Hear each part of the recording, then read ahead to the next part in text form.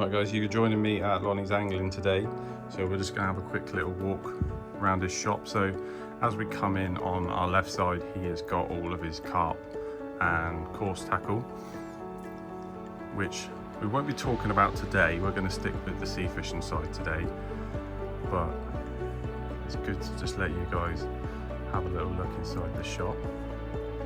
So now we're still on the course on the right hand side in carp, and then we move over to the sea fishing side over on the left. We'll work our way up here so you guys can have a little look. So you're checking out, that's all your braided fishing there. Good old catapults, sting your hand in the freezing cold, and then a bit more predator fishing style there. And we'll come around the corner. He's got his frozen bait as well. All in there. Hopefully you can see that through there. A bit more predator there. Some speed fishing rods there. A few more over on that side. And then a few for the beach rod rest, and actually a big stand one there you can see as I just pull out a little bit. Now we've got the feathers over on the left. Come back right, we've got some big lures up there, big Norway style, absolutely brilliant, love them. Then we've got all the terminal tackle down this side here, all the different brands, their own, Trix Pro, Gemini, Cox and Roll, Sakuma. Coming back round, we'll zoom back down this way a little bit so you can see different styles of lures. We all need so many different ones these days, and he's definitely got that all covered for us. And then back round to the front for the reels, and then the last little sea rod section there. Right, welcome everyone. Today we are at Lonis Angling. I'm with Gary, and we are going to go straight in to talking all about Gary. So I'm going to leave you with Gary for a second. He's going to tell you everything about himself, his shop here, and his time here at the shop. Right, hi everyone. So I'm Gary. I'm the owner here at Lonis Angling Centre. I've been here for like over 20 years now, so quite a long time. The shop's been going for over 28 years. And it looks like I'm planning certainly for it to continue as well. Let's hope so, yeah. Yeah. So I've been running it for a very long time, as I said. I started working here. It was my parents' business before that. Just because of different circumstances, I ended up kind of falling into working here full time, and then one thing led to another, and I've ended up running it, and then it's ended up being my business as well. And it's gone through a lot of changes over the years. You know, originally it was up the road. It was a very small shop that my parents bought out, and then they moved it down here back in the late 1999, and it was two shops then.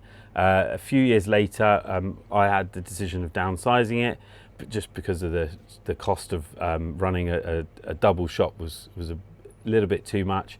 So it's been as it is roughly like this for about 15 years, and it's had a few facelifts in the meantime as well, with not constantly because it takes a while, but moving stuff around, trying to get more and more stock in, and just making the layout work better for you guys in the shop.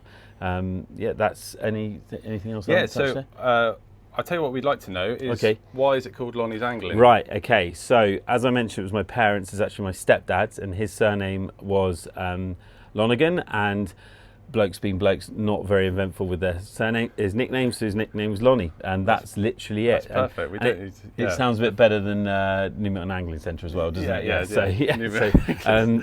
So I've kind of stuck with it. When obviously I took over, I had the option of making it into my name. My surname is Mann. Don't think Mann's tackle's kind of going to get this quite the right search hits that we were looking for. I left it as Lonnie. You might have got a few different people. A little bit through that door. Bit disappointing when they walked in through the door. Yeah. So there was that. So over this time that you've had the shop, which is obviously quite a long time. Yeah. Let's a few different favourite times that you've had during this period of shop. What's been like your favourite thing that kind of stands out over that time? My favourite thing is probably there's so many. A lot of it is just kind of remembering the people that you've served over the years. Unfortunately, obviously, it's quite an old sport, so you do serve people that you don't see eventually, unfortunately. But also you see the kids that came in like this big that are now like up here, and you're like, oh, I remember coming into you, and their smiles on the faces when they come in the door. So you have that connection with your customers, especially being in the local area.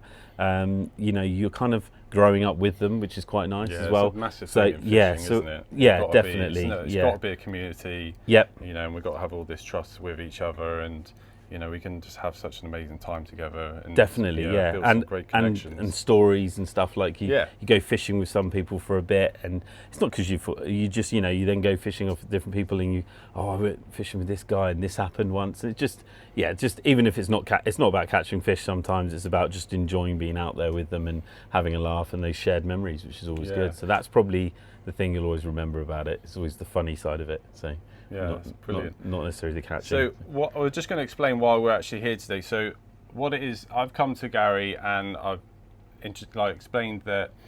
So recently, a fishing shop closed down that I used to love going to at Swanage. Some of you will know, and it got me thinking that, you know, it just wasn't enough going on in that shop, and it slowly died. And you know, I'd love to have my own shop, but I'm just not in position to do that. So I thought I need to find a way how to help these shops.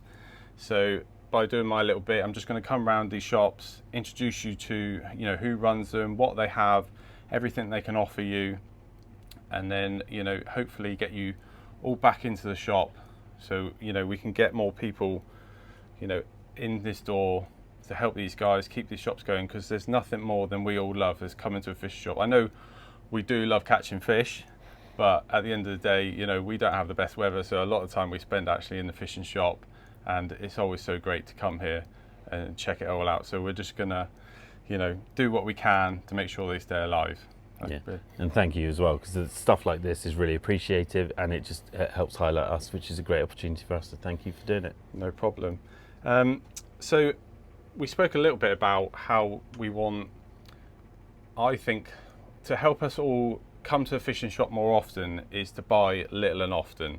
So we are very, Gary wants you to take the whole shop out with you. Leave here with an empty wallet. No. You know, you are right. Yeah. You don't just because you come into a tackle shop doesn't mean it's going to cost you a fortune. You come in and get what you need when you need it. Yeah, that's important sort of thing. Yeah, so, we want, you know, because a lot of times we'll buy so much stuff, and because we're like, oh yeah, I think I need that. I'll probably use that. And then we end up just sitting on it at home, and then we get put off about going back into the shop because you're like, oh, I'm going to buy stuff I don't need. But if we come little and often, we will buy what we need and we'll use it up, and then, you know, that also helps us and that also helps Gary. So, you know, and then that moves us on to my next little thing, is about like online prices. So you'll see there's a lot of big online companies that, you know, will be a little bit cheaper than coming to someone like Gary, because this is Gary. This is Gary's world. This is literally all him. But with those other ones, they've got multiple stores, multiple warehouses, everything. And you might find the price really isn't that different. It could be like a tenner. But we need to highlight exactly what that tenner means to Gary. Because I'll let you explain. Yeah, so I understand it, because we all do it in our own lives. We kind of, you know, we might go to eat somewhere, or we might shop somewhere to save a little bit of money. So it is all kind of like, it's not like I'm like this today going, what's everyone doing? But, you know, we kind of take it personally, and we probably shouldn't. But obviously we put our heart and souls into this, and late nights and just running around like loons at times trying to get everything sorted. But, you know, that little bit of money that we can't match, it's not because we don't want to, we just can't afford to match it, because we have so much of our own money tied up in here. It just means though that what we can do with that money is, we can like breathe a little bit easier when it comes to paying the rent, the overheads, the bills. You know, there's just stuff like collecting rubbish. You know, it's not stuff that we get for free. It's stuff that we all have to pay for.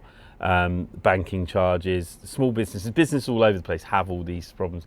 Being a smaller business, it means we can't always buy right, in the fact we don't get treated the same way. So a lot of companies do say that we do, and I believe that, and some companies say that we do. We just don't, basically, and that's the way it is. And often it's on the larger items, and that's often the item that people are looking at. You know, when we sell a rod, we almost do a little dance. I'm not gonna show you because it's not something you want to see. But as an independent retailer, and I mean truly independent because what I stock is my choice. I want to put back into angling as much as possible mainly for my local area. So if any of you follow us on social media or anything, you would have seen that we do these little badges. And because we're a small business, we can't push this enough. And so that's something I need to work on over the winter. But these little badges are mainly for kids. They're like, this one's a knots badge. I don't know how well you can see that on the camera, but I've literally got a massive handful of different ones here. Yeah, you've got loads of different colours and we've got loads of plans to do more and more and more, all different disciplines of angling as well. So the kids go out, they catch a fish. It's not all about having the biggest fish. It's about having, you know, every little milestone is a reward, especially when you haven't done it before. So, oh, well done, you've caught your first black bream, or oh, well done, you've caught your first sizable bass, or you've gone out and tried a new method of angling and you've caught on it. Well done. And it's just for each individual person to do it themselves. We've had a couple of companies like help out by donating a packet of hooks and stuff as well. But you know, the extra money that we've got allows me the freedom to do this. It's something that I've wanted to do for years. It takes me lots of ideas in our heads, as probably a lot of other independent retailers have. So it's already proof that, you know, Gary is putting back, you know, giving back, you know, by you helping out, by buying your products here, you know, which is obviously you get to come and see it in person, which is even better. You know, I wouldn't want to buy a rod offline without seeing it in my hand first. I need to see it, and Gary offers that here. But then also, you know, he's giving back. So, you know, as soon as they're, you know, they're old enough to have a rod in their hand, you know, he's already trying to figure out how to help them, how to give them excited, and then, you know, and to make sure that everyone grows up enjoying fishing, because it can be a tough sport at times. Yeah. Well, this also isn't just, I mean, it's the main focus was on people beginning into angling. So kids often is the way you think about that, but it can be any age. There's no reason why, like, I haven't actually gone out and earned one of these yet, so I haven't got one, but it's for anyone that's beginning fishing, because like, we're all big kids really, and you know, who doesn't want a badge? We all stick like stickers on our boxes and everything, don't we? Exactly the same thing. Stickers. Yeah, we just decided to do a button badge with these ones, so you could kind of transfer it a bit easier. That's what we've wanted to do for years. And also, as a local shop, if you're local to us, we organise some, not many, because obviously the time aspect, but I do some. We were talking about it earlier, Joe, weren't we? The matches I organise in the winter mostly. As well as through the year as well, and I help some of the local people with their matches as well, because I just, you know, muck in and help out, so to help things run. And being a tackle shop as well, it's quite funny, you know, if something's not quite working, people come in and just tell me about it, and I'll just go to the organiser and say, mate, they're saying this, just to get, you know, and it's just a point of, I'm just helping out, just saying, like, just to let you know, but just to help out and be that kind of point of contact for people and stuff like that as well. But organising events to get people on the beach, so they've got something to go and fish if they want to as well. If that's what kind of fishing that you like, you know. Yeah, definitely. So, you know, so there's a lot of opportunity comes from, you know, keeping a shop like this open. You know, Gary's spending all of his time, his free time and everything. As soon as he's finished, you know, working here, he's already thinking about, you know, what he can do to improve people's fishing and what he can bring to people's fishing events, everything like that. Even just little badges, you know, to some people that means the world, and that's what we're like as fishermen and fisherwomen as well. You know, we want just these little rewards, because it's tough, but we want to keep it going. And not every day is a red letter day, is it? No, so you need those little pick-me-ups. You need those little pick-me-ups. You need those little pick-me-ups, so without lying, obviously. So yeah, you do need that. So yeah, it is important. So yeah, but again, I appreciate that people are on a budget, but we do get customers that unfortunately don't use us that often, which is a shame. But you know, that's also down to us as a retailer to kind of push that as well. So we do a loyalty card scheme to help with that for people. So where we can't necessarily like be the cheapest, we'll basically give you like a club card, like a point system, which gets you. But it's always it's going to be worth, if you've got questions about prices and something like that, just come and speak to Gary. Just come and ask it. Just ask the question. If he can do it, he will do it. Like, because he's already see how he's giving back. So just ask the question. If he can do it, he will help you. But if he can't do it at that point, because things haven't been as good for him, business has been slow, he just can't do it. But that's when we need to get behind him and pay that extra £10, because it's going to keep it open and keep us a place to visit. When it's 40-mile-an-hour winds coming straight across the shore, when we can't go fishing and we've got that bug for fishing, we want to come here. So it's got to be open, and we've got to keep it open ourselves. Yeah, maybe wait till I've had a coffee before asking you certain questions. Just especially if it's early. Yeah. So yeah. Cool. Right. So now what we're going to move on to is, so Gary's shop here is a smaller shop. Obviously not his fault, but he has filled it with a tremendous amount of stuff. He has got all your carp and coarse fishing and predator fishing stuff in here, but today we are going to be talking about the sea fishing side. So if you don't do sea fishing but you do carp, coarse and predator, there's literally half the shop is still here for that. So there's still plenty here, so come on in. But what I want to ask Gary now is, how does he, so that we all know at home as well, how does he choose what to have in this shop when you've got a limited space? So what are your challenges with that? Oh yeah, it's a juggle, because it's one, trying to fit it all in. So obviously, being an angler, being a big kid, you want to get as much shiny stuff in as possible, because it's nice to have the variety for the customers. It's for you guys. It's nice to go, oh, have you got this? Have you got this? But ultimately, what I've got to check is, like, because it is a business, I do have to go, right, what sells? So we have to stock what sells, and then we have to look around that to say, right, what can I add in that I think is going to be good? So fundamentally, obviously, because I've been doing, like I said, I've been doing it a long time, I kind of know what's popular. But I get my information from you guys too. I chat to you guys, and you guys might say, oh, I've seen this, or I was speaking to so-and-so like 50 miles away, and he's been using this lure or this bait or this hook, and so and obviously social media, I'm looking at that time, so I find new companies. Just the other week, last week in fact, I think it was, I added a new company on the carp fishing side that I'd seen around, and I just touched base with them. So basically, I look at the company and say, right, could I sell that product? Is it priced well? As in the sense, like, are they saying that packet of hooks, is it a reasonable price for you guys to be buying? Because there are sometimes that, it might be a reason why it's more expensive, but I'm like, yeah, it's not going to sell. And I do that with rods and reels, and then I have, all the way down to hooks. Sorry, yeah. So when obviously, because there's always new brands coming out. Loads, yeah. What sort of stage of that brand's life do you feel comfortable jumping in to having that in your shop? Oh, it depends. It varies so much. If there's a product that I think, yes, I can sell that product, and I can see that it's like the quality's there for the price, then I'm in straight away. If I can, so sometimes I'm dealing with companies like Lazy Laws, they were already around, but I was dealing with them. I've been dealing with them for like 3 years now. I think it's something like that. Whereas some people have only just sort of really knowing the brand now. So I'm ahead of the curve in that sense on some things. Some things you're a little bit behind the curve. But if because I'm using social media as we all are, I'm looking for these kind of things, and obviously. It's not a case of I have to see it and it has to be a product. But they have to have a product that I know I can sell. Does that make sense?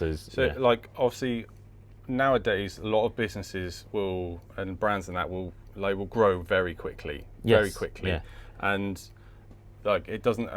They could grow to really big by the time you haven't even actually seen much of them. A lot of people haven't. But how easy is it for you to contact a new company and then figure out how much of that product you can get, and Yeah. how do you work with them? Right. Okay. Well, obviously you have the conversation. You've Yeah. just got to say to them, right. Okay. So Is it easy to get hold of them to yeah, start with? within reason. Yes, Okay. it is. It does depend on where in the world that company is. Yeah. But if they're based in the UK, generally speaking, you can reach out to them via their social media content. You can find their contact in email, usually on their website and stuff. So because these companies, when they start up, they're either doing it that way, one way or the other. So Right, okay. yeah, obviously depending on the company, depends on the response we get, and then it just depends on all the logistics of stuff. So do sometimes they have it set that, like, we'll only let you sell our stuff if you buy this much from us? Not so much. No. There are companies that do that. And there are companies that have done it from time to time, and then they go back on it because that doesn't work. So there is a company that did that to us in recent years, and I just said, right, that's it, no more, because it was unachievable what they were asking me to turn over, and I understood what they were saying, but it was just like, you've got to make sure it works in your shop. Yeah, it's not like the growth has to be manageable. I can't just I don't go 0 from 100. Yeah. It builds there in stages, and there are other companies that have done it to other recently as well, ones that I don't deal with, and that it basically causes a problem. I understand it, but sometimes that basically only favours the bigger players that can afford to go, we will buy tons and tons and tons of stock in one go. I haven't got the room to put that of one type, where we're multidiscipline here as well. Yeah. It's so varied. So it's how often would you say you probably change your different brands around, or is it not very often? Different brands. Oh, that's an interesting question. So not that often so much brands. No, I might say, for instance, have a Savage Gear Lure, and then something from Megabass might come achievable. Now those are two different scales, but I might replace one with the other, but it wouldn't necessarily be replacing the brand as a whole. It'd be like finding that particular product is better from that company than that one, so I will replace that one. But so as long as you've got the room to kind of put it in somewhere. And if I've got the room, I'll do both. It's kind of like to have the variety. We all like to look at different options. I'm a sucker for hooks in a fishing shop. I don't know why. I just love fishing hooks, and there's so many different brands that actually sell fishing hooks. And I'll just look at all of them, and I'll be mesmerised by all of them, and then I'll just want them all. So it is, which goes against what you were saying earlier, wasn't it, about don't buy too much stuff? And also for lures, back to lures again, it's a prime example because there's been a big growth in that very popular way of fishing. So we have like a soft plastic sand eel. I think we've got 4 different brands over there, as well as some others. And if you had one, everyone's like, oh, you haven't got this. But when you have 4 or more, people are like, oh, it's too much choice. I can't. You can't win, you can't. Yeah. But I get it, because you want to have an option, like it's a bit like, what do you want for dinner? You don't just want you want to look at a menu, but sometimes it is a bit OTT, I think. So I think going back to what I said earlier, not buying too much is and doing it little and often, especially with lures, is like we'll come in and we'll buy loads of lures and we will just keep them for years, and we don't ever give different ones a try. So it's definitely I think it would be good to work out a section of like your tackle box that you're going to rotate like every year sort of thing, or every season, just to make sure you're adding new options in to definitely justify you buying. There is that. What really, and that's what we're here for. Is I recently went on a day with a lure company, and we don't know absolutely everything. Because there's just so much stuff for everyone to learn, so it is all overwhelming. But we go on these days where we can to basically learn about the product as much as possible. One, for our own fishing, but 2, to basically inform you guys. And trying to remember some of the information sometimes is but that's why we're here. Have the conversation with us, because like you mentioned online, like the stuff you get online is generic, and I understand why it's generic, because it's like typing up a description of every single product would take years, I'd imagine, if it was done organically. But a long time. Yeah, a long time. But we can discuss like, right, where you're fishing, how you're fishing, you know, what ground are you on, you know, and so therefore we can say, well, yeah, you could do this, but this might work better for this reason, and so we can help you kind of navigate the jargon out there, really, and that's what we're here for. Yeah. That's So with your different brands that you've got here, what sort of like newer brands that have come in recently that you're quite interested in, quite like the look of in the future? Right, newer brands for the sea fishing predominantly. Obviously for the carp fishing, it's been Evolved Tackle. They've started doing things with non-toxic materials, so they're cutting out, they're doing weights as opposed to leads, and so I'm really interested in seeing what they come out with in the future, and that's adding more of their stuff, because I think that rule is coming in. A brand that I've already dealt with for a couple of years now is called Ultimate Fishing. Again, sorry to stick on to the lures, but we do other stuff about lures, by the way. They're just so far advanced with the lure fishing. It's amazing what they know, and there's like a whole team of them that you could just literally ask a question to, and they're brilliant. But yeah, so the stuff that they produce, I'm really looking forward to adding in. And do their lure range, like you can target all different species with those? Yeah, so because you could argue that the continent is more advanced in their lure fishing than we are. They have like one lure that they have in 20 odd colours for different fishing, for the different fish, for the different species. So whether you're fishing in a river or in the sea for like perch or for bass, or you know, they've got different colour lures for that reason, and it's exactly the same lure. So even down to the colours. And then they have a massive range of lures as well, so it's really interesting speaking to. So I'm really looking forward to them using that, dealing with them more as well. As regard new sort of company, I mean we deal with a lot of companies here, so we deal with the household names, and we deal with the companies that have been around for like 40 or 50 years. That, like for instance, Sea Fishing Colmick. Now a lot of sea anglers will probably be aware of that brand, but there's a lot of anglers as a whole that aren't. But yet that company's been around for, I think, like 60 years or something. So it's quite an old, it's quite an old company. It's an Italian company, and it makes some really, really good stuff as well. And so, some of it, obviously, our companies, our home brands are already making. But yeah, companies like that, I'm looking forward to just sort of kind of seeing what they come up with next. Really, a lot of the time. Do you find it easier going into business with not such business, but more trust in a product, depending on what actual product that brand sells? Because obviously they don't all sell the whole range. They don't sell anything from, you know, hooks and line, everything to everything. Some of them just stick to rods, or some of them just stick to reels. Some of them just lures, you know, and then obviously, but there's a massive price difference in those sort of things, and a lot more pressure on you to not sit on them for too long. Yeah, especially with the rods and reels, because obviously it's money us tied up, whereas obviously everything is all money tied up from a business perspective. But yeah, so obviously there's greater risk, because if we can't sell a rod, that's a lot more money, whereas we can't sell a few packets of hooks, it's not as bad. But yeah, so when it comes to, so your question was basically like what kind of brands do I look for, kind of thing. Make sure you feel comfortable. Yeah, I mean, a lot of the time it's about accessibility. If that product is accessible to me, then I'll deal with them. It's just like, so we deal with Sentry. Obviously I don't hold their rods in stock because of the style of rod and the prices, but we deal with them. So we sell their clothing, we sell their luggage, but I know I can pick up the phone and I can get a rod, and so that is something that if you don't actually sell it, can people come to you and ask that question? 100%. Yeah, we can. Like, I've seen this, but you know, you're my guy. I really want this. Can you get this for me? We do. We do that for people as well. Is that 100% of the time, or you know, basically brilliant. With Sentry, and they sell Ziplex as well. I pick up the phone. Like we said, you can't fit everything in here, so some people might just go, oh, you just don't want to sell that. And it's not that you don't want to sell it. Yeah, it's that, you know, right now you just can't. That's not the right thing to have in here. But if that's really what you want, and what I haven't got here isn't for you, let me know.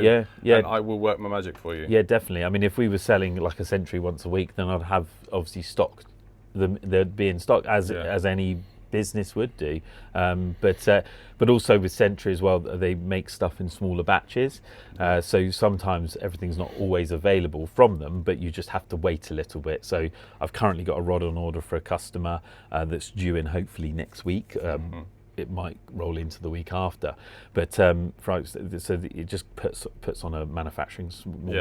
But we'll wait for it if we want it. Yeah. With a rod like that though, as well, you do wait for them, whether it's the Sentry or the Ziplex, and also with those as well, we have a bit of experience with those rods, so we will discuss the benefits and pros and cons of those products with you as best you can, and also like with selling those rods.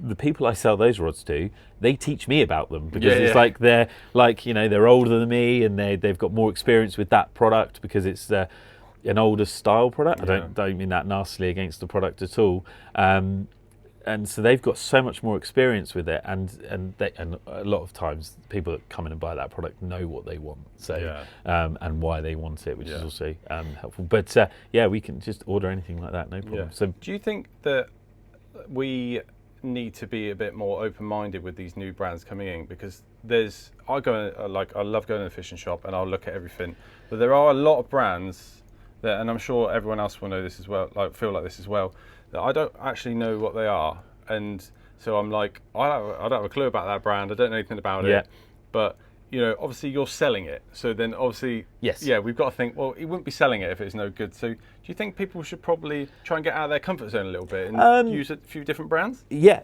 definitely. Not trying to make a sell. No, but 100%. It's nice for us to change, isn't it? 100%, because like I said to you about Colmic, it's been a brand that's been around for a very, very long time, a company that's been around for a long time, but it's not necessarily completely a household in comparison to what we know.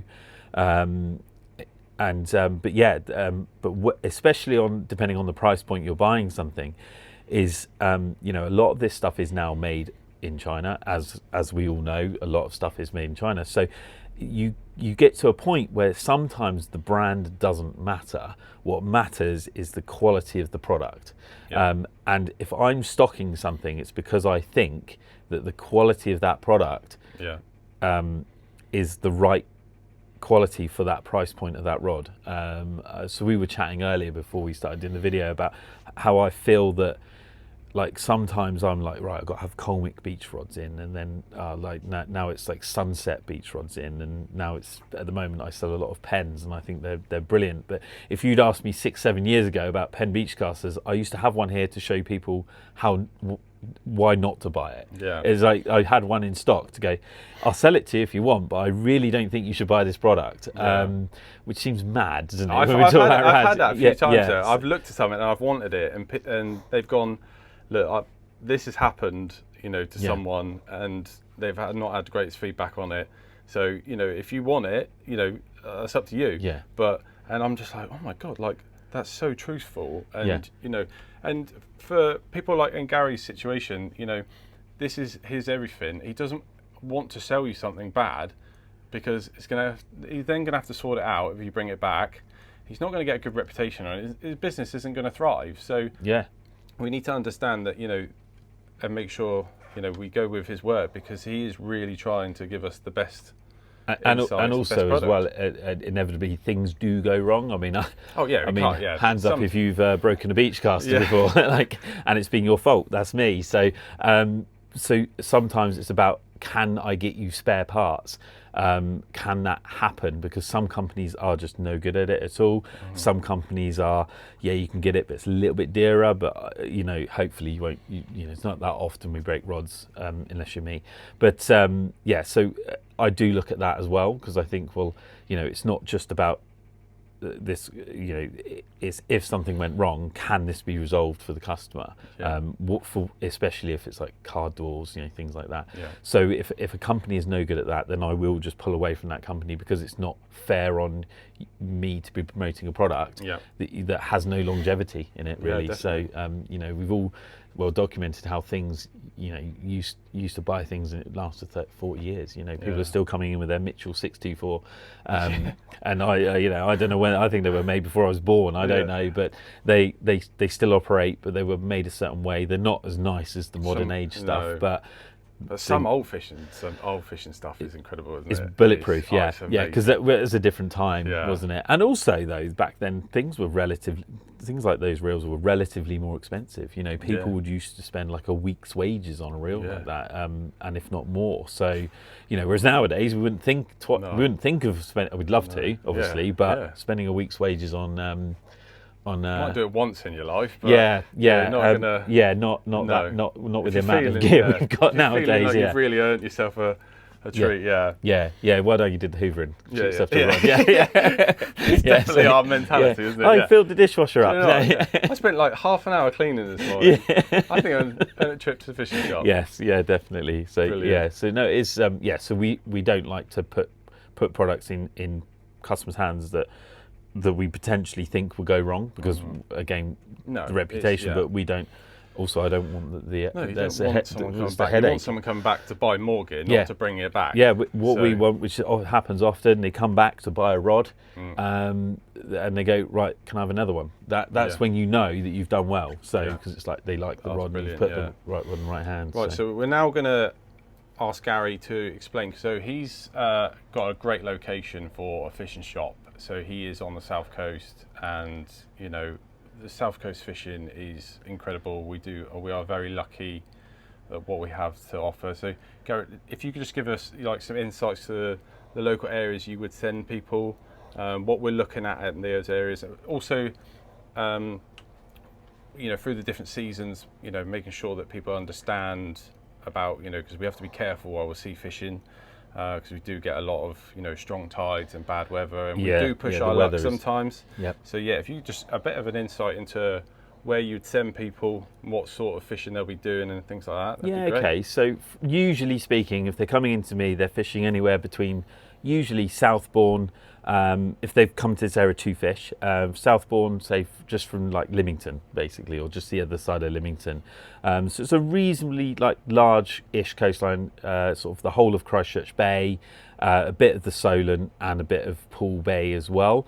So, a lot of different stops along there, isn't there? Yeah, there's a lot of different venues, So, and obviously the tides vary.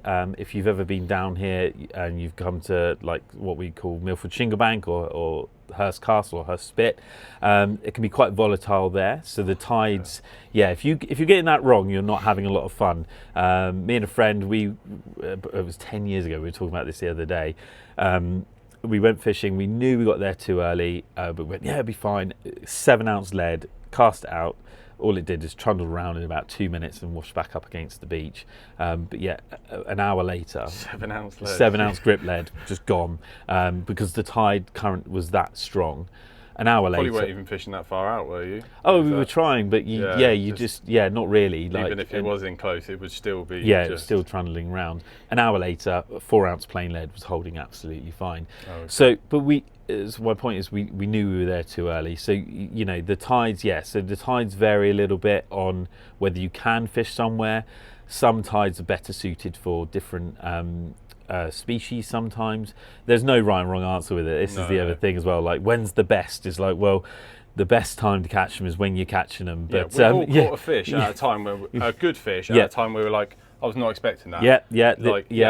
I know one guy that's caught a 10-pound bass while sole fishing, so probably on size 6 hooks or 4s at the time, and it would have been a small Aberdeen. So he fair play, he caught it, got it in. The same guy has had a 14-pound 6 bass while we were smoothhound fishing. Now, I say it's a fluke because we were smoothhound fishing, but obviously he's got a reasonable bait out there. A bass will eat anything, but the bass would kind of lap up. But what fish? And there's always that law of sod, isn't there, with it? Like, so it's pretty good. But so what sort of grounds are we fishing on along that stretch of mostly coast? What you're casting out into is sand. It's not that overly rocky. There's an odd little bit of like kelp beds. So if you're near Hengsbury Head, there's obviously the rock grinds along the coastline, but most of the time out in the water, it's pretty sandy, a little bit of small shingle and sand. So it's quite clean. There is the odd snag, but usually if you just take a few steps to the left or right, depending on exactly what beach you're on, you can move out of the way of the snag quite easily.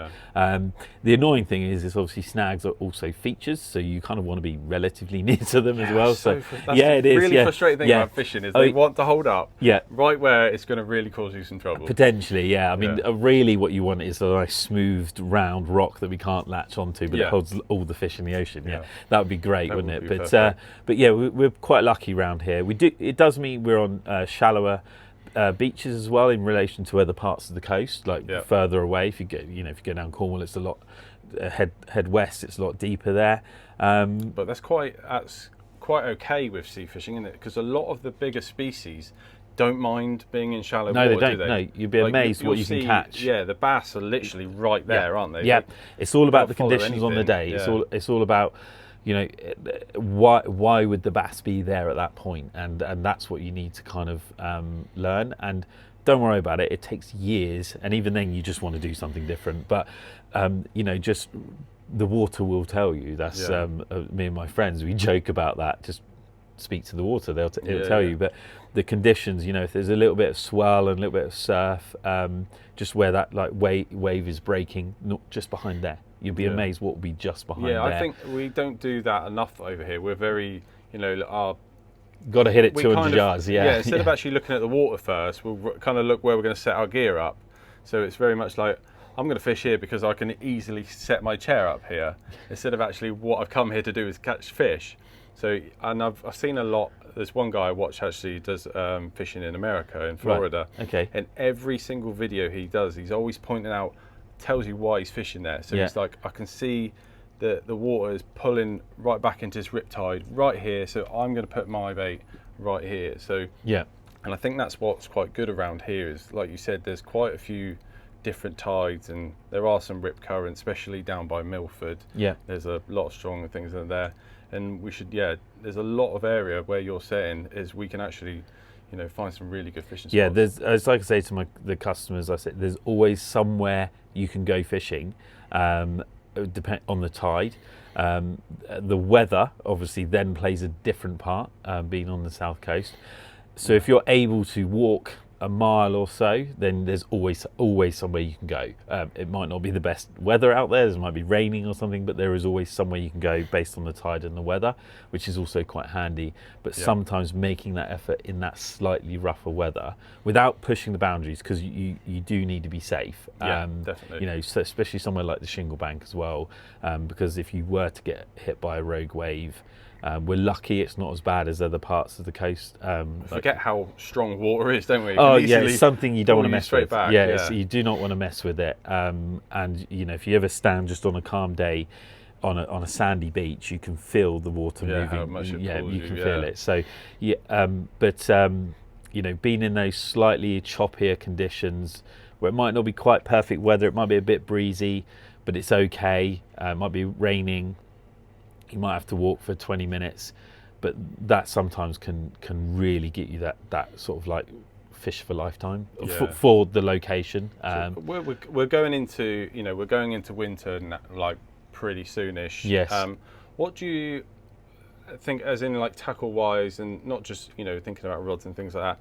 What do you think is something that we should all try and add into ourselves to make us enjoy fishing in the winter a little bit more?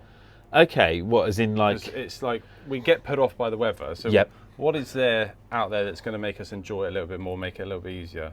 To make the fishing easier? Well, obviously it's comfort, isn't it? So it'd basically be invest in the right clothing, invest in like shelters and decent headlights as well, purely because those things are tools that are going to keep you, no different from if you're going for a walk at night. You'd think, well, maybe not the shelter because it's heavy, but that will make your fishing comfortable while you're there, and it means like if it's a little bit of a breeze, the shelters will cut that wind out and will make it so much warmer.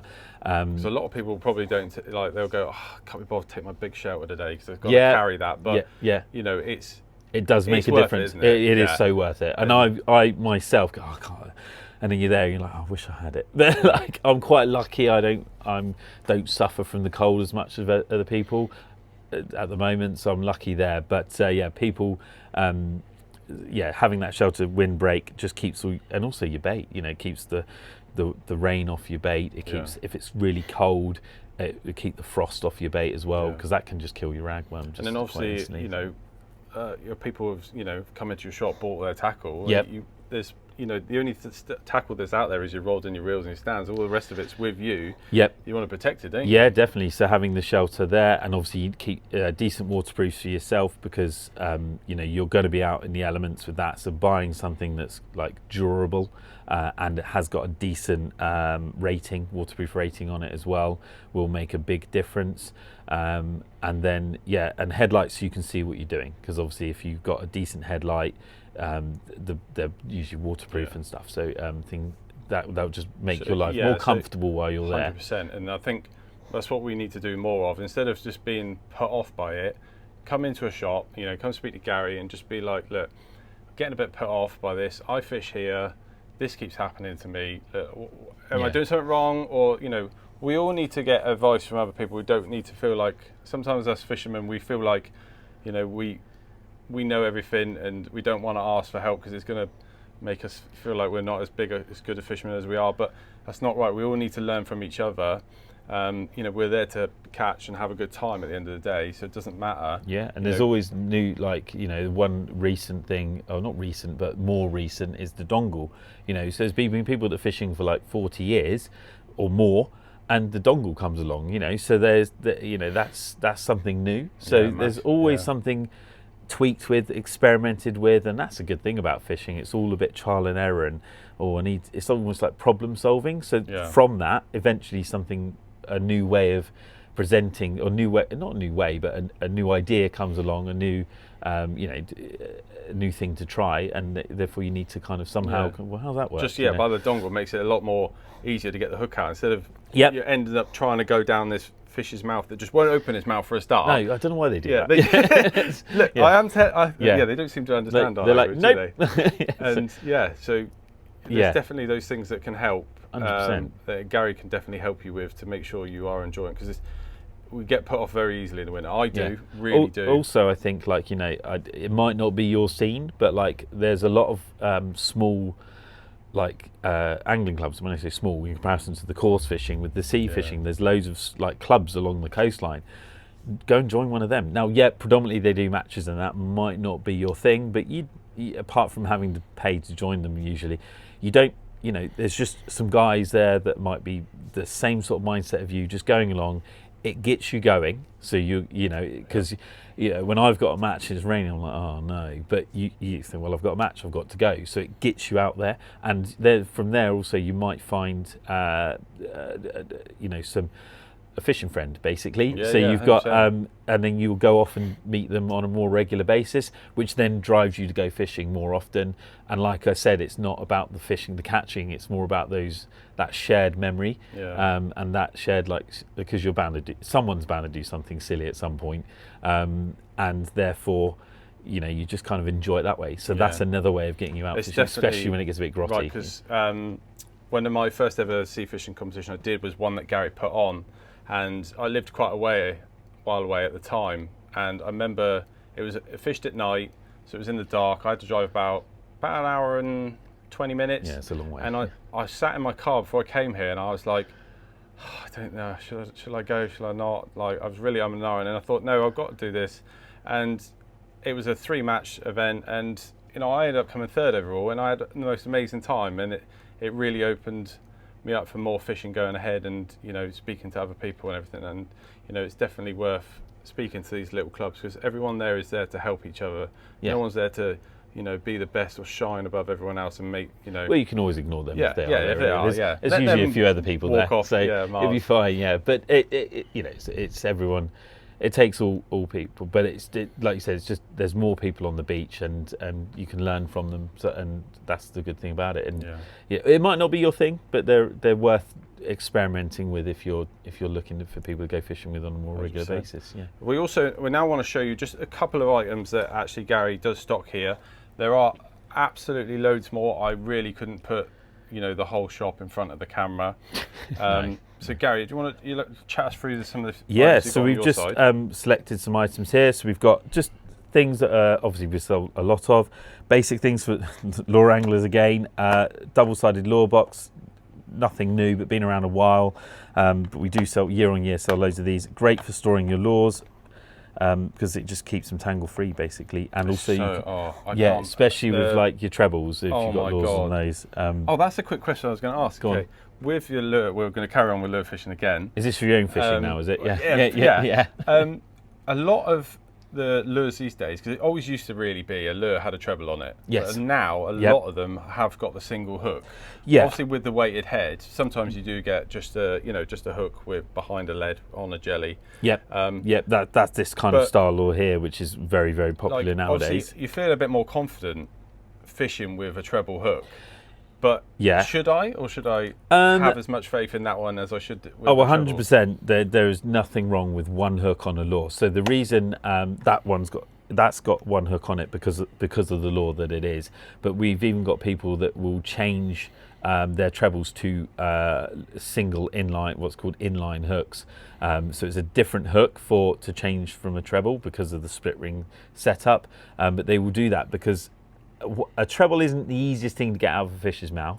Unfortunately, you'll be amazed what will attack a lure, how small a bass will be, because it's predominantly what we're targeting around here with lures.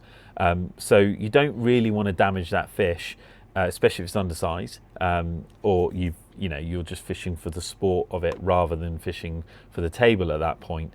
Especially if you've caught one already and you only want to take one home or two home. So actually, definitely have faith in those hooks, 100%. Yeah, so just obviously, as you can see, this is what we're talking about with the weighted head on the end here. Yeah. Which Gary does have all different sizes. So you've just seen this is the next size up, down to obviously the sand deal look, and then a much larger one. Go all the way to this. Now, with this is obviously quite a bigger size. Yes. What sort of size fish am I going to get away with? What's the smallest fish I could catch on that? Probably, knowing bass, probably that small. Yeah. So they will hit something bigger than themselves. Yeah. But if I am fishing with one of those, yes. What really am I aiming for? Round here, it would, depending on what you're doing, it would be bass mostly. You might take something like any of those three lures on a wreck, and you'll be possibly targeting pollock or cod. Yeah. The main reason why you use that in this scenario in these bigger lures is because they're heavier. So you're using it because of the weight, because you want to get that lure down the water column, which you wouldn't do that off of the shore here. I wouldn't recommend it. Not too much around here because it's quite a shallow yeah, shore because line. you're not trying to, because you don't want it to drop too quickly. But on a boat, you might do. So obviously we have anglers that fish from the shore and we have anglers that fish from the boat. So from that scenario, they might want that to drop and drift over a bank, which they need to get it down through the tide, and that's why you may or may not use a larger lure. But unfortunately, it's never that one answer is always going to be the same. You have to kind of vary it around. And when you go wrecking, sometimes you want the larger lures for the weight. Sometimes you need to come back smaller as well. But you'd be on a boom rig and stuff, or a Portland rig or something like that for the wrecking. So as well. with these, we've obviously got the coloured weights that Gary sells as well. He does have all the different shapes and that. Yeah. They are coloured. Yeah. Are they? Do they glow in the dark? Those ones? Those ones do glow in the dark, so it does pay to charge them up with the UV. You can get UV torches. The reason we use UV torches is because most of the time we just leave them in our boxes, so they're not going to get charged up in the day. But yeah, they do glow, and they've got the coloration as well. The other reason we'll use those particular LEDs is because of the shape of them. They'll respond differently on the seabed. Okay. So that a bit of movement sometimes is a good thing. Because we all do get very stuck down to just using a grip lead all the time, don't we? Definitely, yeah. It's, we just think, just chuck that out, it'll dig in, it'll be fine. To be fair, it's an Obviously, easy... there's different styles of these ones, yes, isn't there are, yeah. That's one of the biggest ones. That's the breakaway impact lead, which is very important to a lot of rigs as well. Yeah. But yeah, so a lot of the time, that's because it's easy. You can leave it out there. You know it's going to sit out there. Because, again, like I said about the lead moving around, if it moves around too quickly, then you're not going to catch anything. No. But a small amount of trundling can work in your favour sometimes. So would it'd be quite good to use that sort of weight then, if you're fishing in an area where you think you're going to get quick bites, so you're going to be changing your bait quite quickly? It won't matter too much if it's not. Yes, yeah. If you moving. think there's if you're going to get bites really quickly, then obviously you're not. But it's not just about that. It's more about the movement is there to bring on the bite. You know, you're trying to basically search the bed. Sometimes let it roll around. You know, place, for instance, they'll prefer a moving bait and gurnard and stuff like that. So. You know, there are different ways of doing that as well. You can incorporate it into a 2-up, 1-down with like a jig as a weight, and then you can drag that along the bottom, which will disturb the sand and entice the fish as well. So there's so many different reasons why you might use a shape of lead as well. It's not just a case of just casting it out there, sitting out there as well. Also, the plain leads are just a bit smoother to bring in sometimes as well. So there's that comfort. But yeah, sometimes also the way you're going to be fishing would possibly dictate it, but it's not always about the speed of the bite. It's just there's a lot of different factors at play, so why you might use a different shaped lead. Yeah. So what have we got? This one. So this is a new braid. It's just a newer product from us, from that Ultimate Fishing company that I mentioned. So it's a high-end braid. So it's a product basically that is, you know, braid for the lure anglers is very important. Boat anglers as well use it a lot. Not so much off the shore. I use it sometimes, but I predominantly use monofilament. So for the beach anglers, I would say mono is still king on that one. But it's just an 8-carrier braid, decent quality braid. This one isn't. You know, they're just tightly woven, the braids, and that's because there's so many different braids and lines out there. But they're all kind of 8-carrier braids now, a lot of them. And that's how many strands are in a weave. And it goes back to what I said earlier about all the different brands, because a lot of the new braided line is all very in your face, isn't it? The design, the logos, and it makes you kind of think, I have no idea what it is. I can't read this. I don't know what's going on. So obviously, this one's a Japanese brand, so therefore we know what stuff coming out of Japan is always good quality. They're always in your face, but that's a bit of fun of it, really, isn't it? Bright packaging that's to draw the eye, obviously. But it's about the product. The product is important, and this product is really tight woven. So it's got great abrasion resistance for a braid, so that means it's got longevity of product. But there's so many different scales of it. But just highlighting braid really and how important it is. It can be a bit unforgiving. Then we'll go on to pre-tied rigs. Now, this is a bit of a funny area, isn't it, in fishing, because people feel like they're not a fisherman if they don't tie their own rigs. Right. So okay, fair enough. I don't believe that at all, because they wouldn't still be in the shop if that was the case, would they? No, I mean, I'm a bit lazy, so I use those. But it's a time thing as well. Isn't it is, yeah. So, I'm unfortunate. I don't have a garage at home, so my fishing gear's kind of here, and I want to go home, so I just I should do better. But I use those myself when I'm fishing for whiting, and I offer Steamer Point locally as well. So a rig like that is just a standard paternoster rig or flapper rig or scratching rig. All the same thing, just got different kind of names. But, and do you stock all your ready-made rigs for anything we could catch around here? Pretty much, yeah. I mean, obviously there is no bass rig. There's no specific rig to each species, but there isn't, we can get away, like you said earlier, someone was fishing for a sole where they catch a large bass, didn't they? So the fish haven't got the memo, have they? A long way. Yes, can't it, definitely. And paternosters are that all-round rig for sure. But there are tweaks you can do, like longer traces, obviously, when you're tying your own rigs, which will just entice that bite that little bit more, like I said about the movement, because it'll have a little bit more movement on the day. And in all fairness, if you've tied your own rig, it is that little bit more rewarding when you've done something from start to finish yourself. They're a good way to learn, though, aren't they? Because obviously, this is exactly what if you want to learn how to tie a new rig, buy that rig and then copy it. And then just expand it from there. That's what we're all always trying to do. Because Gary's not obviously worried about you not buying that, because you're going to be, if you're tying your own rigs, you're buying rigs. Tying your own rigs does save you money in the long run as well. So because although you've got to buy all the bits to start tying your rigs, those bits go a long way. Yeah, so whereas obviously and a red yeah, line if rig we've doesn't got go as time, far. but that's something that we as fishermen we love to do, isn't it? Yeah, So, that is part, like you said. If it could be a wet, grotty day that is not safe to go outside, or you can't go outside. I'm not open because it's the evening. You can sit at home and tie your rigs. So that's all. It's all part of having that fix from fishing sort of thing, cleaning your gear. But it could be that you're going fishing that night, and maybe the conditions have changed, and you want to change the way you're fishing. You haven't got those rigs on you. You can just come in here quickly. Yeah, last just minute. for that evening. Yeah, can't just you? to basically, because that for that reason, don't be worried about using them, because it gets you on the beach. Yeah, as long as you're fishing at the end of the day, that's all we're worried about. That's the main thing, isn't it? because it's if I haven't tied my rigs, it's just an excuse not to go, isn't it, sort of thing. With when you do tie your own rigs, Yeah. and you're not using your own stock. Yeah.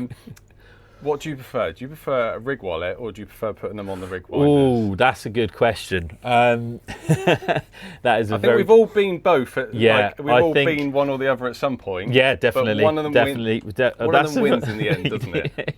Yeah, I think ultimately speaking, I think a bit of a hybrid, to be honest. Okay. Actually, yeah, I know that's probably going to be an unpopular opinion, but I like the winders for taking the rig out and not being in a tangle, because that is horrible. Yes, true. That is true. absolutely. It is very frustrating, especially if you've got like a 3-hook. Yeah. Like that. Yeah.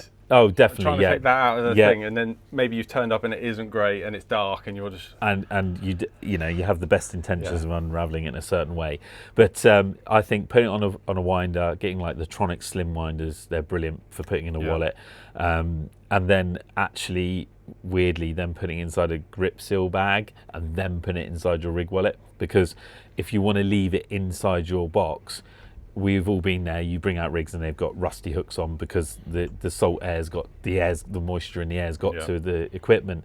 So I think just keeping it that way. If you are struggling for space, then knock off the winder, put it in a grip seal bag, then put it in your rig wallet, because ultimately you can take more rigs with you. But let's have a realistic conversation with ourselves.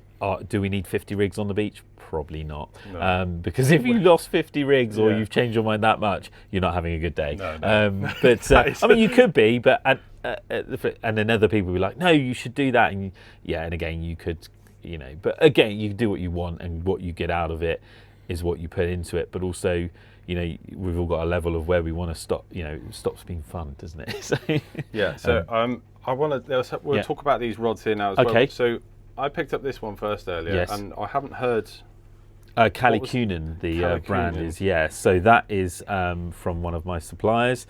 It's just a range of tackle. They've got rods, they've got little baiting tools that we sell, they've got beads and attractors and things like that. So a lot of the stuff they do is quite it's quite in your face, this one, isn't it? It's definitely got a lot of colour black to it. and golds, obviously. It's also got this here around it is a weave. Is for your it's glow in the dark. It's like it's actually tip tapes that reflect with your headlight.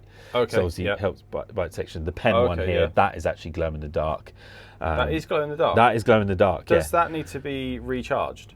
With daylight, yes. Just with daylight, yeah. enough, So yes, it is, because it all works on UV. Yeah, so again, the UV torches will work, but we're all guilty of just leaving it on our rod bag. So 100%. it's a nice idea having glow in the dark tip, but how is it going to work practically for us? That's the thing. But they definitely do glow in the dark. So this actual tidal rod, the pen. Yes. This specific model is.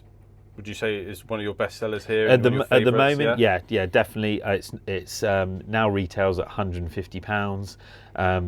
It's a 14-foot hybrid tip beach caster, which we sell loads of and have done for many, many, many years. And it's also got Fuji guides on it. Did I mention that bit already? No, but that's definitely a good thing. That's definitely a point. I mean, if you can get Fuji guides on your rod, go for it. Because it is a plus, providing the blank is correct for you.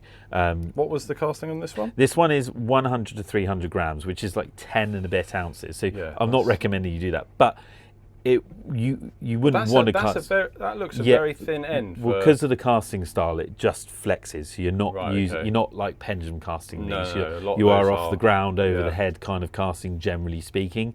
So the tip will just flex and the rest of the rod will do the work for you. But a lot of people would, and myself included, look at that and go, there's no way. That's really up to 300. And I mean, I don't think anyone's going to be trying to cast 300 grams on that, but it says on it, it literally says on this, 100 grams to 300 grams casting weight, optimal casting weight 180 grams. So what that basically tells me is 180 grams is effectively 6 and a bit ounces, so probably around 6.5 off the top of my head. That will basically do most of the job you're going to do well. It's going to comfortably cast that lead, because when you want to cast a heavier lead, that's where you need that slightly better, slightly stiffer rod to comfortably push that weight out there. Because it's like, I don't know if it helps with your technique as well, doesn't it? Yeah, it does. Yeah, definitely. Especially if you're on loose ground and stuff like that, the rod will make a massive difference. Because there's one thing having a too softer rod, but you can have a too stiffer rod as well. So you've got to get the balance right. So that's the thing with that one. And it will comfortably cast 3 and 4 ounces as well. Obviously, again, we're all different as people, as what we can wield physically. So that's the mindset of it. The mind game of it is we don't actually know what rod out there is best for us. So, no, that's good. Brilliant, Gary. Thanks for showing us all those stuff that you've got. He's got loads more, so you have to come in and see. I want to move on to now is I want to get your sight on what does the future of this fishing shop look like for you, and fishing shops in general. So we'll go with basically more about what your future is going to look like here, right? And what you feel like you need to do to make sure that you can stay well done in the future and all that. So yeah, sure. I mean, obviously, being a small, like pretty much a one-man band, I do have a little bit of help here and there. I've got a couple of Saturday boys that obviously love it, and I've got a relative that helps me out midweek as well, and a little bit of holiday cover here and there. So basically for me, it's basically trying to grow the business in the sense of, which means more sales effectively, to basically hopefully be able to employ somebody that I can take a bit more time off, because I work long hours, and as do most tackle shop owners, they work long hours, or maybe like experiment, do a little bit more. Like people say to me, why don't you do YouTube? It's like, I don't have the time to put into it. That's almost a full-time job. People think it's just recording a video and just pressing I mean, upload, it can be, but it's not going to be fun. It's not going to be nice to watch, is it? So you want something that's it's really that's been well done. It have to be. There's people doing it as jobs, aren't they? Oh yeah, 100%. It's all massively. So and although we touched on like going online, obviously the main reason we said about that was don't go online just because it's cheaper, but we do need to redo our website. Our website doesn't work properly, so we want to do that to basically showcase our gear. We have a lot of people that travel to us that live inland, and so they come down when they come fishing, but we know they haven't got, they're sea anglers, so that they're inland, so they haven't got tackle shops near them that sell that sell the stuff they want. So we want to be able to service them on a more frequent basis as well, because we get people come down from Oxford and Reading, and there's no way they've got sea fishing tackle shops around them. So we want to be able to service them better as well. Because would a new shop be in the books or not? Well, that's down to personnel. What you mean like another shop? In a dream another world? shop or a bigger shop? I think we've done that. I think in with you this, said before it was it's like a that, lot of wasn't it? money. It's thousands upon thousands of pounds per year that you have to pay out before you've done anything. And you've got to make sure that the business, the sales are there. So in an ideal, in a dream world, in an absolute dream world, and 2 or 3 of these would be amazing, but in reality it's probably not going to happen. But I think really what I want to do is just improve what we're already doing,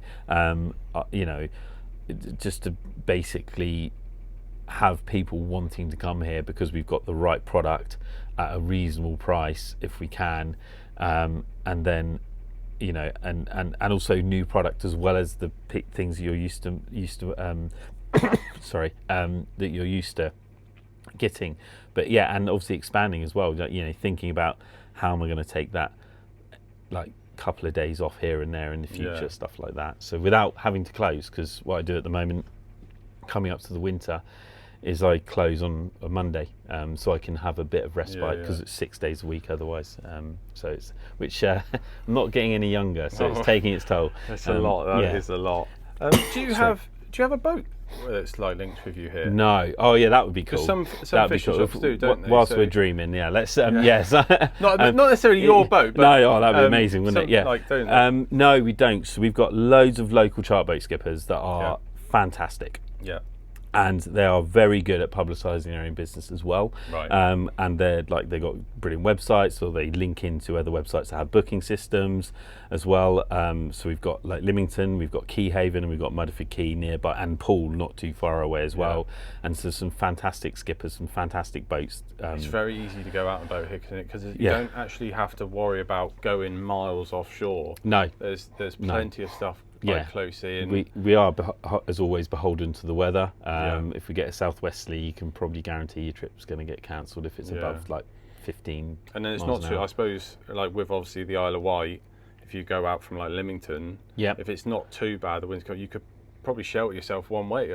In the Solent, depending on the direction of the wind, you can definitely go down the Solent, and you can catch you'll be amazed what you can catch down there certain times of the year as well.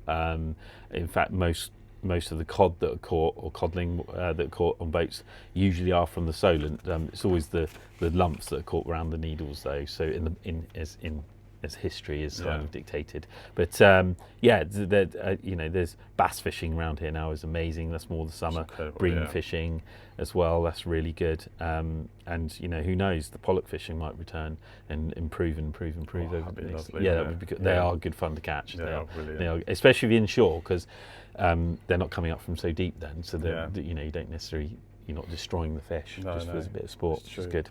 So I asked Gary in advance just a little test of a question to see. I wanted to get his opinion on an item in his shop that doesn't get used a lot, but he believes really should. He believes it's a really good item. It's going to help a lot of people, but it's just not got out there enough yet. And he wants to showcase it a little bit more. And so what have you picked, Gary? Right. So what I picked up was now it's not necessarily this exact product, but it's liquid additives, basically, especially in sea fishing. Now in the lakes and the rivers it's used a lot, and to great effect as well, but in sea fishing we don't seem to use it as much.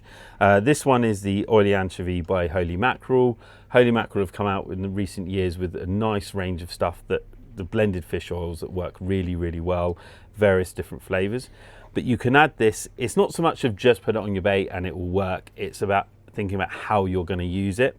But it's just additives in general in sea fishing, even for lures as well. There is definitely a place for it. And I think the more you start to think about your lure fishing and your lure selection, you'll realise about when to use the flavour. Does it help?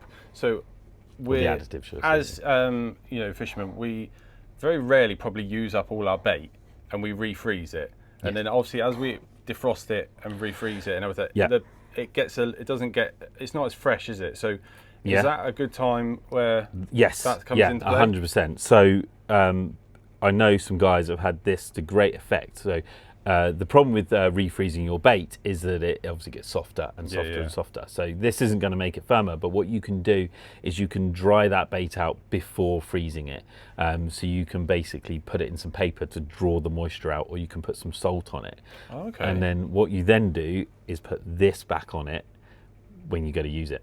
Right. So it kind of rehydrates it, re-punches it full of scent, basically. So you've got this nice tough bit of mackerel or squid, because they're Can the you big use common. that on pretty much like all frozen baits? There's nothing you can't use this on. You can't use this on at all. Okay. Obviously, even if they do larger bottles of one of their basic sea angler one. They do a litre bottle, which people use as a chum mix as well. So they'll put that in. So you can add it to anything at all you want. And most people use like the syringe and the needle for that, don't they? If you wanted to inject it slightly into the bait, you can use like these here. This is like pike anglers have been doing it for decades. You can do that, but to be honest, you don't have to in the sea fishing. You can just let it draw itself into itself. So when you get there, you cut a few baits up ready, have a little tub, put it in there. This has got a nice little nozzle applicator as well, so you're not going to waste it. And you can just leave it soaking in the bait, and then just kind of keep topping it up basically and stuff like that. But it just gives it a massive punch. So that way is a way of using that older bait, making sure you've got a lot of scent out there. And if you get into casting in the same sort of area as well, that will just build a scent trail, because we don't always go fishing for 5 minutes. Sometimes we go for 4 or 5 hours. So that will help as well over time.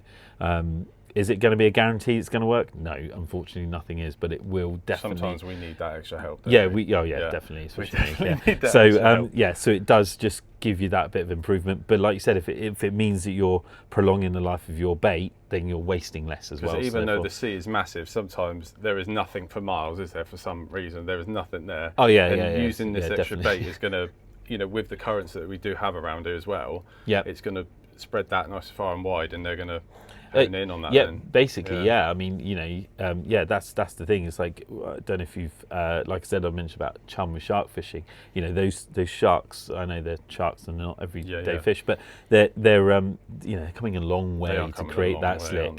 So, and it's after a while that slick starts to really operate and really work. So that same reason will apply here as well. And obviously, being sea fishing with a bit of current and a bit of tide, it's difficult to kind of use a feeder as the coarse anglers would do, because we've got different restraints on that one. So definitely additives, and also, like I said, with the lures as well, there's proper lure additives out there as well. But it's not just about putting it on every lure. It's about why would that work, and how can I make that better for me? That's the way to think. So like I said, applied correctly and used wisely, these things can be brilliant. And we know they work because the same people come back and buy them, so we know it's working. So it's definitely definitely, they wouldn't do that if it wasn't, would they? No, they wouldn't be bad. No, well, unless they're drinking it. But So I've also set Gary a challenge. So his challenge, and I've set him this challenge so that he can prove himself that he's not just as good for knowledge in here, so that he is for out there as well when you're fishing. So my challenge to him is I've asked him to pick a place, and I'm going to go fish there, but he's got to tell me everything. What rod, reel, line, rigs, technique, lead, hooks, bait, everything, what I've got to do. And I'm going to use that knowledge. We'll make another video, and we're going to put it to the test. This is to Gary can prove that he is just as knowledgeable in here as he is for everything outside as well. So where have you picked, Gary? So no pressure then. No pressure at all. No. So because like we're looking today, so we've got a sort of mid-tide, so it's not. We've recently come off some springs, so they're still relatively large. So you've got a rising tide. We've got a little bit of a breeze, so southerly wind today. I picked the seawall, Lymington and Pennington seawall, predominantly the Pennington end, because I thought, well, if it's going to be a bit too breezy, a bit too lumpy, it's going to be safe. Cool. Perfect. So you'll be fine. There can be a bit of chop. You are a bit exposed, so you might want your shelter there for that comfort, like we said earlier on. But you can catch this time of year smooth hounds, maybe a stingray, but it's a little bit late in the year. They do get stingrays. They do get there, but it's a little bit later in the season for that. But it is a possibility. I know they've been caught in the last 2 or 3 weeks around the area, so brilliant. Don't rule it out. They're still catching the odd smoothhound, dogfish, possibly some bream as well. But the big one is bass. Obviously, everyone wants the bass, don't they? Everyone wants to catch those.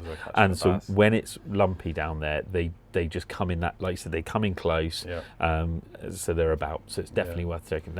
Now, for that reason, distance casting, trying close, but also probably about 80 yards. So I would fish 2 rods. So ideal.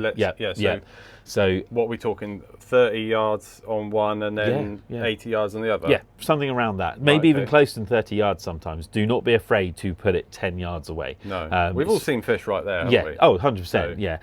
The only thing there is, obviously, with the tide you've got as it rises up, you might want to just kind of wait to bring that in a bit close, because it would be a bit shallower. And then, a little bit further out. It does move a long way, that tide, doesn't it? It does there, it does kind of run off dry sometimes. So, and then, so a pulley rig for in close would be good. Nice big bait sat in, looking for that larger fish. And then I would personally do like a 2-hook clip down rig further out. It will help with distance as well. I would use like the breakaway impact lead like those as well, because you can get a bit of current there, because you want to get out to near the current. So you do want to make sure that it's kind of holding in place a little bit when you go a bit further out. And then in close you can just use like a plain lead clip down with your pulley rig, just for that bigger bait. It's always harder to punch a bigger bait further out anyway. So just do it that way. Just keep it simple. So what sort of bait? Sorry, did you say bait or? No, we haven't got into that yet. So I mean, this is always open for debate with fish, but I would definitely be looking at that venue. I would be looking at ragworm and squid. 100%. Okay. So 100% ragworm. Is that ragworm on one and squid on the other? Well, predominantly like ragworm would be my number one choice for that venue.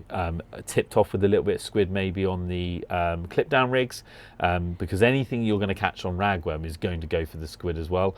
And then potentially, if you wanted to, on the pulley rig, you can either use a big ragworm bait, maybe on like a dongle, or you can use a whole squid if you wanted to. Again, you know, this because you're after the bigger fish usually with the pulley rig. So smooth hounds, they'll eat that. Bass will eat that. Stingrays will eat that. So, but my first choice. It's a nice robust bait, isn't it? That as well. It's nice that and as easy well. to get on the hook, and it's just so. I mean, a bit of bait elastic is always handy when using them whole.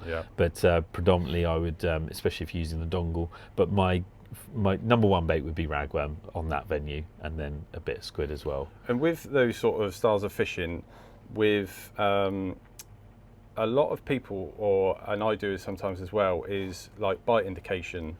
Is how to read the bite indication for the type of fish that we're fishing for. Okay. It's very easy to get overexcited, isn't it? And because sometimes too you need hard, or you could come too late, or too quickly as well. So sometimes. You need to kind of be able to read the bites. So, for instance, with bass, you usually get one of two things. You get wallop, the rod's gone, and sometimes you get like a drop back bite.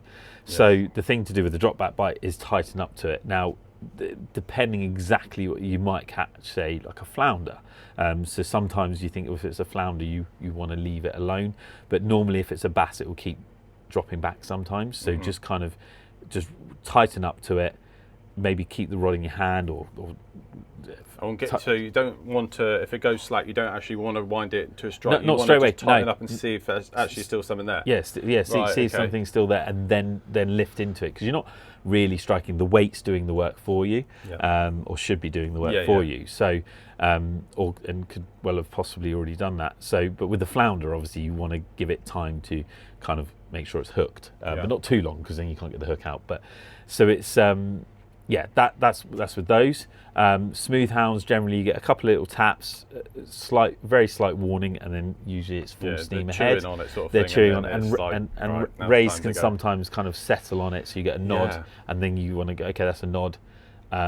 Leave it, and then it will give a bit of a pull. But set your drag with these fish, you know, they can and with the bream, basically they'll just kind of rattle your rod away. Sometimes they pull a bit harder depending on the size, but usually it's a bit more of a rattle, so you can kind of like just kind of lift into that as they bite, basically. Just kind of go from there. You can also just depends how you do it. You can go, right, okay, that's been 10 minutes or 15 minutes, I'm going to wind in, and you kind of just roughly know they're on there anyway if they're really having it. And you do get smaller bass there as well, annoyingly. Oh, it's great. No, it's great to catch, but when you want to get something decent, you've got the chance of getting something decent. They will be around, and so they'll rattle your rod as well. So you'll kind of know that, because it just keep going like this, and then a bit of slack line as well. That's brilliant. So, and then rod wise, pretty much like the rods we've looked at here will be absolutely fine. So just a general beach caster, one because of the bite detection, but they're more than man enough to handle those fish as well. I remember you saying earlier that like for fishing on the beaches, mono is normally key. I fish braided line pretty much all the time. Right. Okay. Interesting. In this situation, I'd still use mono. So I do switch over to it if obviously like I'm fishing shallow water, and because the weights really pull on that braid. And the mono cuts through it a lot easier. And also the I mean, it does depend on the rod you use and the balance of the gear, but sometimes when it's a bit lumpier as well, the surf crashing into the braid will just keep moving that tip, and you just don't want that. And also like when we go fishing You for end up having whiting. to put your stand so high up to try and get above it. Yeah, and also which it just leads you into more. But also, slacker line can actually too tight a line, which you will get from braid over monofilament, will kind of lose you fish. It will kind of like bump them off. So so sometimes so mono usually rules when it comes to beach fishing, sort of thing. So it's that would be. I've still got it on my spool, on one of my spools. So the spare spool's got that on. Yeah, my spare ones. Yeah, too, but it's always usually mono first out the bag, sort of thing. The conditions have to kind of be. I have to have a right feeling for it to really warrant using the braid. So so you see where we've been here for ages. I don't know how long we've been talking, but it feels like forever. But it's been really good to get Gary's insight into the knowledge that he's just managed to express to you guys in that short amount of time is really good. It's really it fills us with a really lot of trust coming from him, because that's what we want from someone like Gary, to fill us with trust. He's got so much more that you can come and see, and so much more knowledge to tell you about anything that you want to know about. So make sure you get down here. Gary, I just want to say thanks very much for your time. Thank you, Jay. I've really enjoyed it. Thank you very much. And get down here and come and see him soon. Hopefully we'll see you soon. Thank you. Cheers, guys.